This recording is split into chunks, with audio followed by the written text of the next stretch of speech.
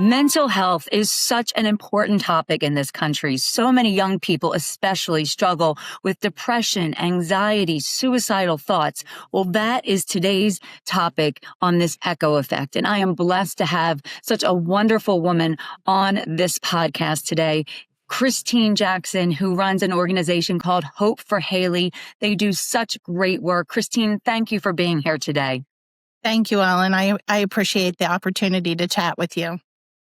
I met you, Christine, on a walk that you do for Hope for Hallie and for Fox 29 News, where I work. And you're such an inspiration. So let's start at the beginning. Tell us about your beautiful daughter, Hallie, and what Hope for Hallie is. Sure. Hallie was my middle child, my only girl. To her friends and family, she was really that bright light, the one who brought the energy, brought the fun, just loved to be around people, have a good time, and was just kind and loved her friends, loved her family. And like I said, just appeared to enjoy life. Yeah. And what happened that you started the organization? Sure. So, in Hallie's junior year of high school, she passed by suicide. And this was a complete shock to us. I'm so sorry. I know. And talking to people at that event, what a wonderful young woman she was. So it was, like I said, it was a shock. And really in the days and weeks and months of her passing, people were coming to the house, especially young people. Mm-hmm. And at the time, my husband and I thought, they were grieving. They needed a space to grieve. But that continued for many months. And a lot of young people, a lot of parents would reach out to us and share their mental health struggles or the mental health struggles of their children. And my husband and I are not mental health providers, but we were hearing stories of anxiety and depression. And some of Hallie's own friends would say, I know that I struggle with anxiety or depression. And if this could happen to Hallie, now I'm worried about myself. So those conversations just continued, and we felt that we had to do something. Like I mentioned, out of the pain of losing your beautiful daughter came purpose. Yes. Mm-hmm. My husband very early on wanted the loss of Hallie to mean something. Mm-hmm. And like I mentioned, these conversations were happening. And so it seemed only fitting that if there are people willing to share and need a space to share, we need to help create that space. And although we're not the mental health providers, perhaps we could connect them to mental health providers.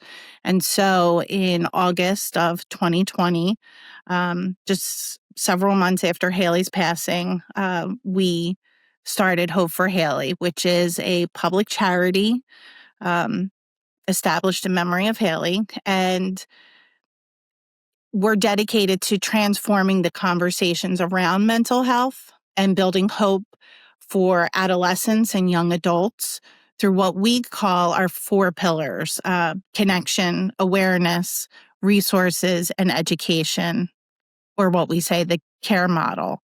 And bottom line is we just want people to be able to talk about their feelings, and if they're struggling, feel comfortable enough to reach out for help.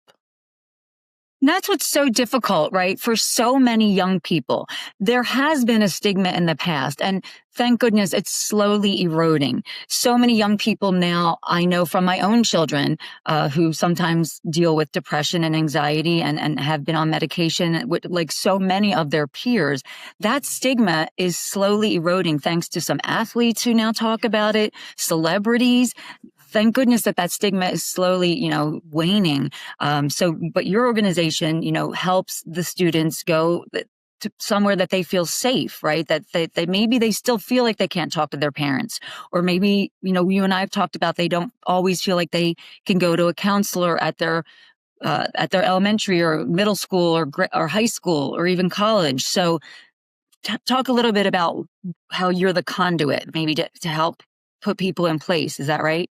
Sure. I think much to what you're saying about athletes is everyone has mental health.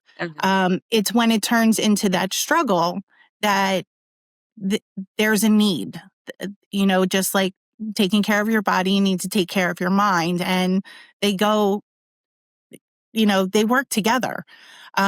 So in trying to create those spaces, a lot of what we were hearing early on were, in particular, teens saying, I know that I can talk to my parents. It might be uncomfortable. I know I can.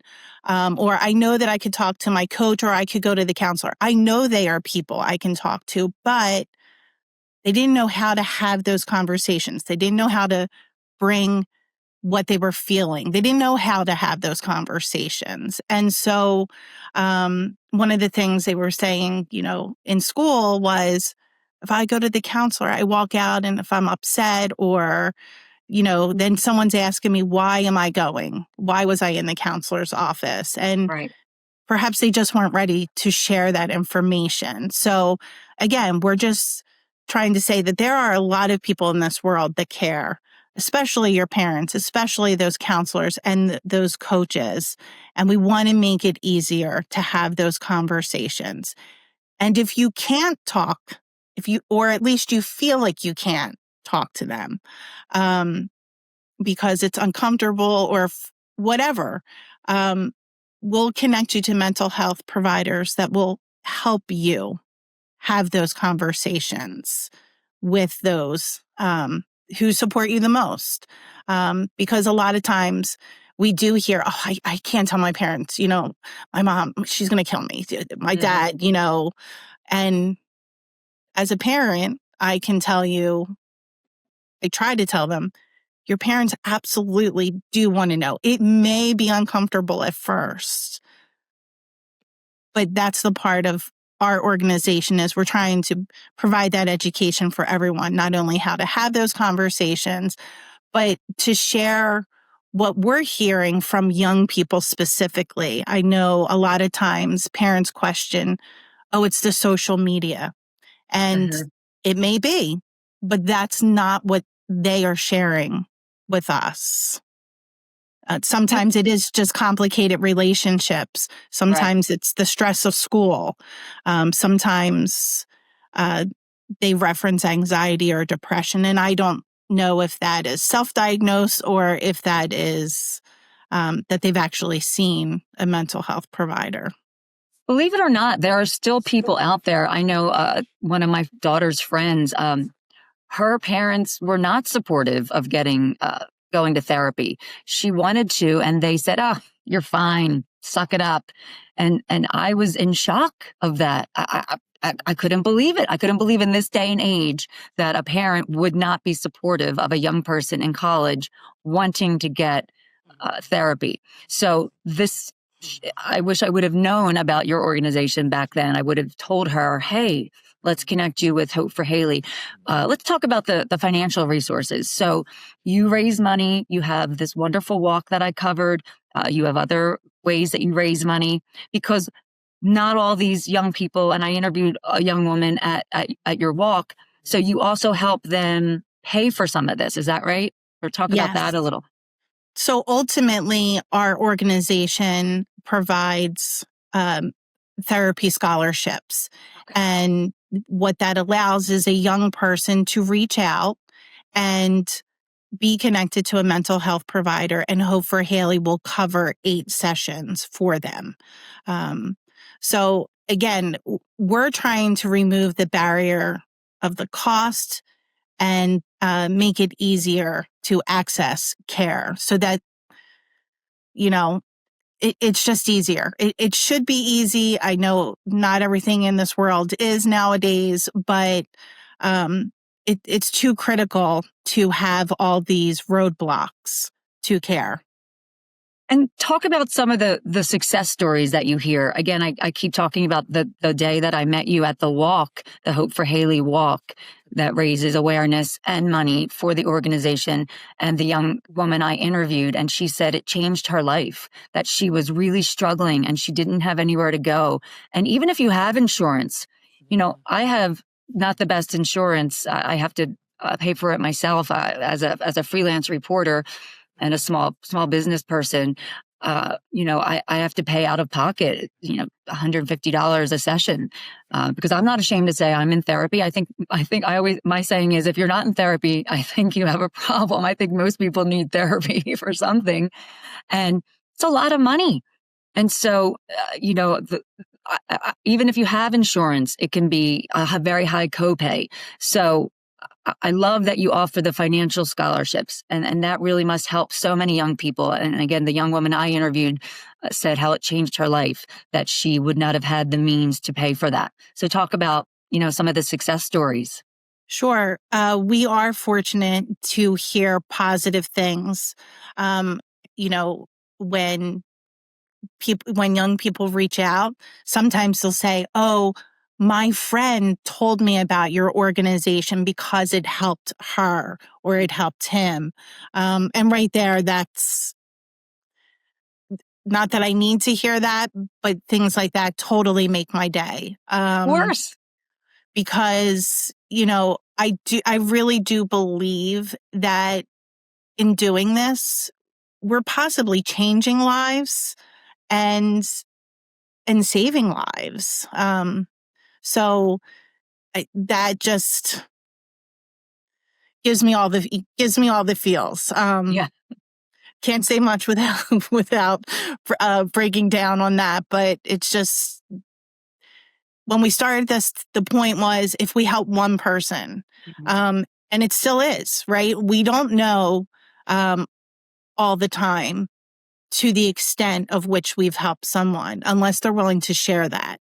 But we have heard countless times that it was helpful, or they learned tools to handle situations or feelings. We've had people say, "I wouldn't be here if you didn't connect me to so-and-so, my therapist." So it's not just Hope for Hallie. It's for everyone who supports our mission and helps us amplify it, like you're doing today. It's everyone who shows up at an event showing people, that they care about mental health. And again, it's letting people know that it's not something that just has to be discussed behind closed doors. Right. And that they're not alone. And that they're not alone. Even if they go to one of your walks, or you said you have tables set up sometimes at high schools, just to see you, just to see your presence, just to know that people are talking about mental health issues, that must be so powerful for young people, right? Even if they don't use your resources, just to know that other young people are, and that people are talking about it. And, at the walk, people were hugging and talking and sharing stories. So what you do has tentacles, and it helps so many other people. So when you say, you get emotional, you should, because you're doing great work in Hallie's name, and, it's a wonderful thing. So tell me how people can find you, and we'll continue the conversation, but I'd like to sprinkle it throughout. How can people find you? Because it's not just about donating money. It's people can get involved. They can help with the walk. They can help they can be a volunteer. There are all different ways to get involved. So how can we find you? Absolutely. So we are the easiest way. We do have a social media presence, so you can find us on Facebook and Instagram and LinkedIn, and that's strictly Hope for Hallie, HOPEFORHALLIE. It's IE, not EY. I want to make sure. Correct. HALLIE. Yep. And then the same thing with our website. It's just www.hopeforhallie, HOPEFORHALLIE. And when you're on the website, you can, see things that we've done, but you can also access resources or reach out for help for a therapy scholarship. Great. And is it hard to put a number on how many scholarships, or do you know the exact, a tangible number of how many you've given? To date, we have funded 2,194 therapy sessions. Wow, say that again. 2,194 therapy sessions. So we're just shy of that 2,200 mark. Amazing. But I can tell you in this last year alone, we have doubled what we had done the 4 previous years combined. So the need is great. We're fortunate that the support has been great. And we take that, as great motivation moving forward, that what we're doing is helping. And like I said, we're just lucky to have the support that we do. Now, do you think that that number has gone up exponentially in the years because more people need help, or because more people are learning about you, or both? Or is it hard to quantify it, that chicken or egg? You know what I'm saying? Sure. Is it a little bit of both, do you think? I do think it's both. Again, I think a lot of times for the parents who reach out to us, they have been trying through their insurance, but the wait list is so long. And then for young people, again, we're just trying to make it easy. So yes, capacity is always a concern for us, but at this time, I think, everywhere we go in the community, we will do these, what we'll call table and tent resources. And we've had them at high school football games or lacrosse games. We've had them out in the community as a mental health resource. And anytime, if I say we've had 6 or 7 deep or heavy conversations, that's a small fraction of what we have. So again, it's just my husband and I. We're not mental health providers, but people are willing to just share because here we are sharing our story, or, they see the tent that says right on it, transforming conversations about mental health. And people come over, and usually there's tears, lots of hugs, exchanging of resources, and a lot of times then the connection onto a therapist. So I thank anyone who is willing to listen to us, receive the message, and help. A lot of times that's how we receive a lot of our volunteers. They'll say, someone who might be older than the age range that we're trying to serve, they'll say, oh, I wish I had this in high school or college. What can I do to help? So along those lines, we're always looking for volunteers. We have many events through the year. You've mentioned our color run. We have a golf outing every year. We have a car show. So we do a Phillies game. So we just try to really think outside the box. As I mentioned, Hallie liked to have fun, and we always called her a connector. She would come home from meeting someone, and she just had a way of describing them and made you feel as if you had met this person. And so, in doing this, I feel that she's still connecting us with people. Absolutely. Sometimes it's the people who can help amplify the message. Sometimes it's the people who really need the assistance. And sometimes it's the people who can help us, put on a good event for others to have fun and make these conversations easier. And when is the next event, just so we know? I mean, people will definitely go to your website, I hope, and check it out. But when is the next event? So I'm still finalizing our 2026 calendar, but our next event most likely is our color run. I'm waiting on final say, so I'm not sure if it's the end of April or the beginning of May. All right, we'll be looking for it though, and I'll be plugging it for you, and we'll be having it on all of our socials. But yes, we'll be looking for it. Thank you. That's great. All right. Well, this has just been such an interesting conversation. And, there is a myth that more suicides and problems happen with mental health over the holidays.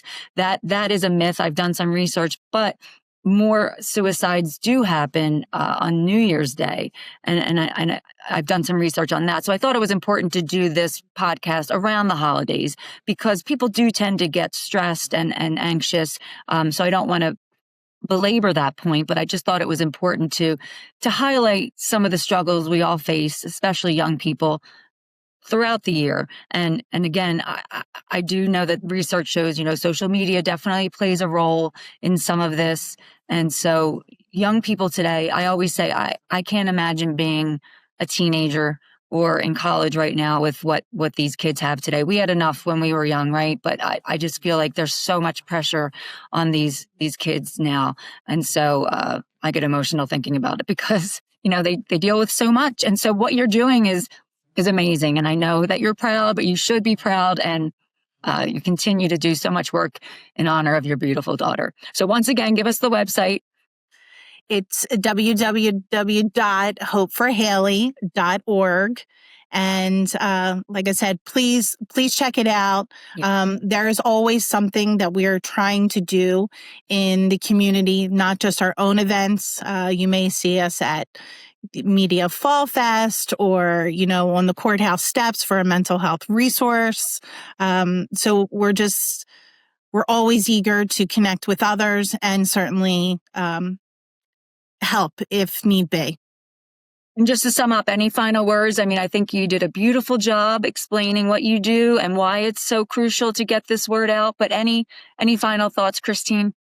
I would really just like to thank everyone who has rallied behind us because, quite honestly, when my husband said we were doing this, I was the biggest one against it. Who are we? Of course, I want to help people, but who are we? Who's going to listen to us? And it has, over the 5 years that we've been doing this, it is just, I think the need is so great.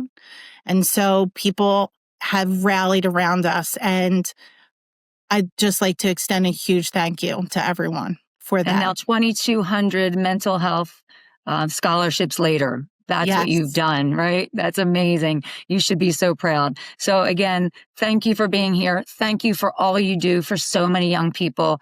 It's just astounding, and the need is great. And hopefully, one young person at a time, you're changing lives.